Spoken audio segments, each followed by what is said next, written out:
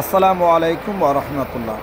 সুপ্রিয় দর্শক, এই মুহূর্তে আমরা দাঁড়িয়ে আছি জামালপুর জেলা কেন্দুয়া কালীবাড়িতে।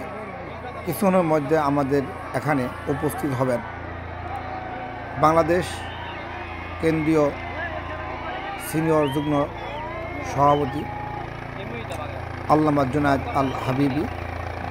তিনি কিছুক্ষণের মধ্যেই ল্যান্ডিং করবেন। এই জায়গায় একটা তার ওয়াজ মাহফিল আছে। দীর্ঘক্ষণ ধরে নেতা কর্মীরা তার জন্য অপেক্ষায় প্রহর গুনছে। 12টা 40-এ আসার কথা, কিন্তু 12টা 40-এ না এসে তিনি এসেছেন 3টা 20 দীর্ঘক্ষণ নেতা কর্মীদের অপেক্ষায় প্রহর গুনতে গুনতে এক পর্যায়ে ধৈর্য হারা হয়ে যায়। অবশেষে তিনি আমাদের মাঝে আসেন এবং এখানে ল্যান্ডিং করার পরে বাংলাদেশ উচ্চ বিদ্যালয় সেখানে চলে যান। সেখানে তিনি গুরুত্বপূর্ণ বয়ান রাখেন। তো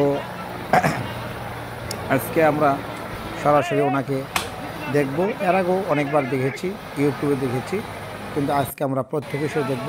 কিছু দেখেন যে উনি কিন্তু হেলিকপ্টার থেকে নেমেছেন, যে লাঠি বর করে যাচ্ছেন তিনি হচ্ছেন আল্লামা জুনায়েদ আল হাবিবি।